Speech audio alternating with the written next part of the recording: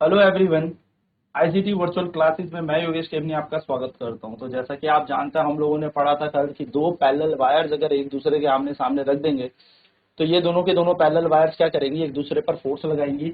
यानी कि अगर दो करंट कैरिंग पैरेलल वायर्स एक दूसरे के सामने रख दिए तो ये एक दूसरे पर फोर्स लगाती है, जिसका परिमाण होता है फोर्स ऑन टू स्ट्रेट, मैं कह सकता हूँ फोर्स बिटवीन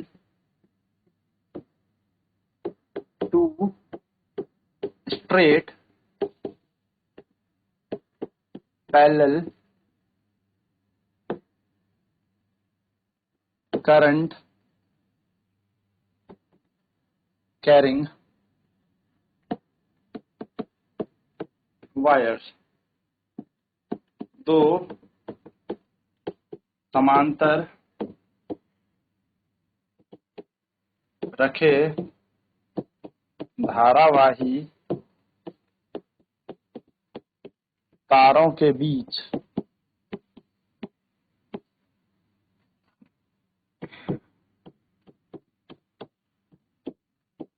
लगने वाला ये वाला बल कैसे दिया जाता है। हमने कहा अगर ये I1 है और ये भी I2, ठीक है, दोनों के दोनों R दूरी से विभाजित और दोनों में लंबाई L है, इन दोनों के बीच लगने वाला बल होगा mu naught I1 I2 L upon में 2 पाई R। कैसा फोर्स होगा? तो नोट है, इफ द वायर, ये क्वेश्चन कई बार पेपर में आता है, if the current in both wires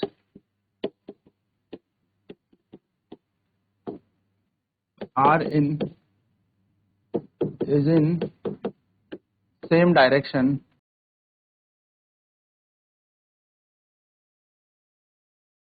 then the wire will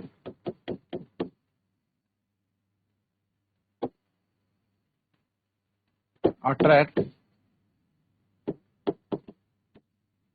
each other। यदि दोनों तारों के पास धारा समान दिशा में धारा समान दिशा में प्रवाह करती है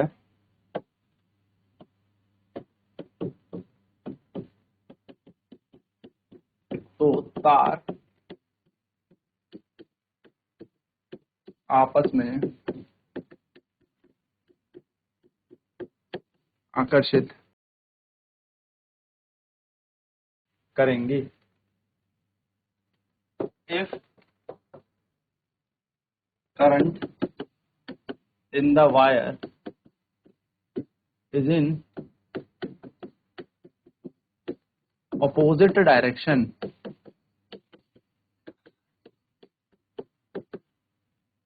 then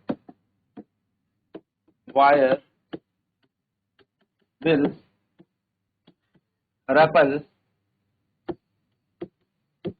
each other। यदि तारों के पास धारा विपरीत दिशा में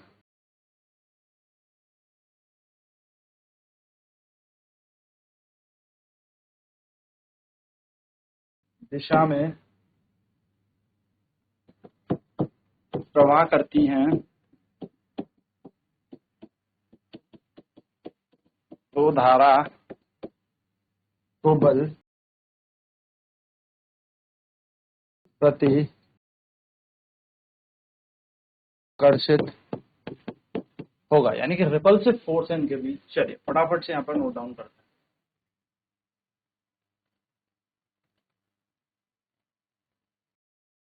तो अगर दो वायर्स हैं, दोनों में करंट I1 I2 फ्लो कर रहा है, दोनों r दूरी पर, और दोनों की लंबाई l है, मान लो ये दोनों के दोनों r दूरी पर रखे गए हैं और लंबाई इनकी l है, तो इनके बीच लगने वाला जो बल होगा वो होगा mu naught I1 I2 L upon 2 पाई r।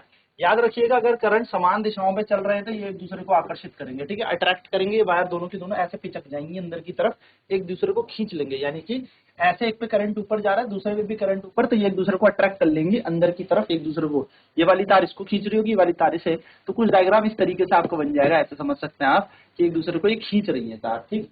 तो अट्रैक्टिव फोर्स होगा यदि समान धारा, यानी कि यदि धारा जो तारों में बहने वाली धारा है वो समान दिशा में प्रवाह करे, यानी कि सेम डायरेक्शन में अगर करंट फ्लो कर रहा है तो ये अट्रैक्ट करेंगे, आकर्षित करेंगे एक दूसरे को।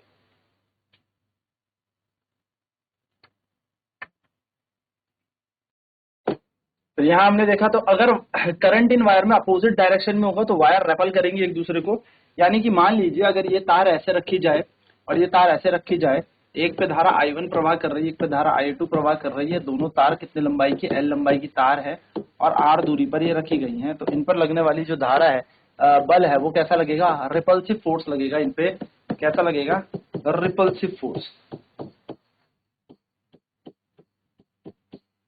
रिपल्सिव फोर्स होगा, यानी कि ये तार एक दूसरे को क्या करेंगी, बाहर की तरफ धक्का मारेंगी, ये करेंगी बाहर की तरफ धक्का, यानी कि ये हो जाएगा प्रतिकर्षित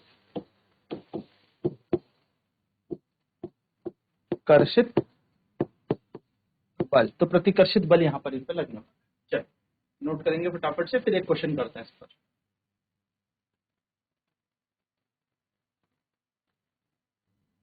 तो अगर दो तारे रखोगे आपस में r दूरी पर, तो ये एक दूसरे को क्या करेगी, प्रतिकर्षित करेंगी, यानी कि इन पर रिपल्सिव फोर्स लगाएंगी, एक दूसरे को बाहर की तरफ धक्का देंगी, तो ये तार कुछ इस तरीके से हो जाएंगे, यानी कि बाहर की तरफ एक दूसरे को धक्का दे रही है ना। तो ये बात याद रखिएगा, एक्सपेरिमेंटल है, एक्सपेरिमेंट से देखा गया।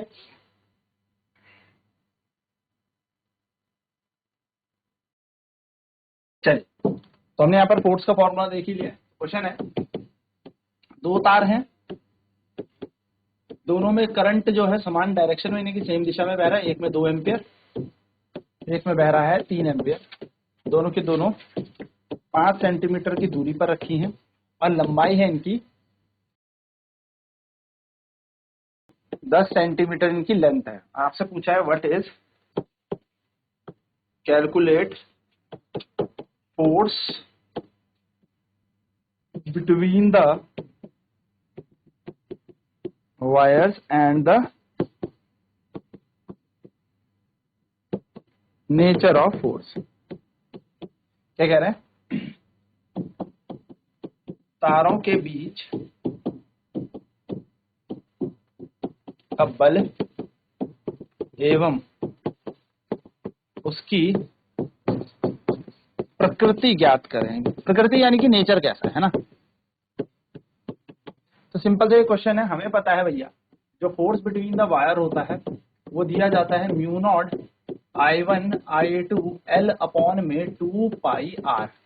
अब यहाँ पर L का मान कितना दे रखा है, 10 सेंटीमीटर, यानी कि इसको मीटर में बदलेंगे तो 10 गुणा 10 की घात माइनस 2 मीटर। R का मान दे रखा है 5 सेंटीमीटर, यानी कि 5 गुणा 10 की घात माइनस 2 मीटर। करंट पहला हमें दे रखा है 2 एम्पियर, करंट दूसरा हमें दे रखा है आई थिंक 3 एम्पियर ना, हाँ 3 एम्पियर धारा दे रखी है। अब यहाँ पर इंपॉर्टेंट बात क्या है, आपको याद होगा अगर कि म्यू नॉट अपॉन 4 पाई का मान होता है 10 की घात माइनस 7, ठीक है। तो अगर इस 4 पाई की जगह मैं इसको 2 गुणा 2 पाई लिख दूं, यानी कि 2 गुणा 2 पाई लिख दूं, तो म्यू नॉट अपॉन 2 पाई का मान आता है 2 into 10 to the power minus 7। बस ये वैल्यूज आपके पास है, इसको यहाँ पर पुट कर दीजिए। तो फोर्स इक्वल्स टू आएगा 2 इंटू 10 टू द पावर, है ना, म्यू नॉट अपॉन 2 पाई की जगह आएगा 2 गुणा 10 की घात माइनस 7 गुणा 2 I1 गुणा 3 I2, L का मान है 10 गुणा 10 की घात माइनस 2, और नीचे आएगा R कितना है 5 गुणा 10 की घात माइनस 2। याद रखना, इस पूरे म्यू नॉट अपॉन 2 पाई की जगह हम 2 into 10 to the power minus 7 लगा चुके हैं। बस सॉल्व कर देते हैं इस क्वेश्चन को। तो 10 की घात 5 कम 5 5 दूनी 10, 10 की घात माइनस 2 से 10 की घात माइनस 2 कट गया, तो ये आएगा 2 गुणा 2 गुणा 2 गुणा 3 गुणा 10 की घात माइनस का 7। देखो 2 गुणा 2 गुणा 2 गुणा 3, तो बराबर आएगा 2 दूनी 4 4 दूनी 8 8 दूनी 2 दूनी 4 4 दूनी 8 8 24, तो 24 गुणा 10 की घात माइनस 7, और बल की इकाई होती है न्यूटन, ये हमारा बल आएगा। और नेचर कैसा होगा इसका, तो नेचर होगा अट्रैक्टिव, क्योंकि करंट सेम डायरेक्शन में है तो नेचर ऑफ फोर्स होगा अट्रैक्टिव। कैसा, आकर्षित बल होगा, यानी कि दोनों वायर एक दूसरे को अट्रैक्ट कर रही होगी, यानी कि बल की प्रकृति जो है वो कैसी होगी, आकर्षित